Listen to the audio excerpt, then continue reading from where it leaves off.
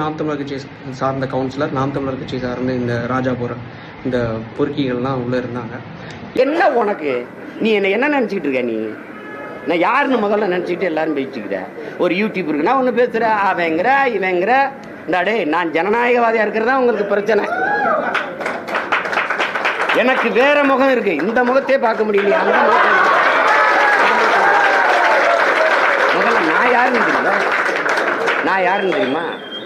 கேடு கட்ட ரவுடி பெயர். என்னை கொண்டு போய் இந்த வேலையை போய் அந்த இவரை சொல்லணும்.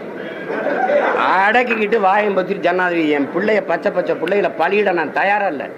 அதனால வழக்கு இதுன்னா உள்ளே போயிட்டான்னா பெரியப்பா எப்போ அப்பா வருவாங்கன்னு என் பிள்ளை கேட்கும்போது நான் அந்த நேரத்தில் படுற வேதனை, மாமா இவங்க எப்போ வருவாங்க மாமா என்னன்னு கேட்கும்போது படுற வேதனை, அது எனக்கு வரக்கூடாதுன்னு நினைக்கிறேன்.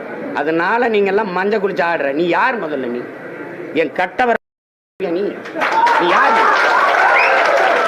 நீ மலையை சின்ன வெடி இருக்கல, பொட்டு வெடி, நம்ம சொன்ன லட்சுமி வெடி, சரஸ்வதி வெடி, அது மாதிரி 2 லட்சுமி வெடி வச்சு பெரிய மலையை தவிர்க்கலாம் நீ நினைக்கிற.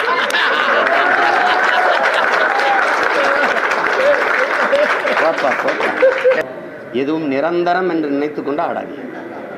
புரியுதா?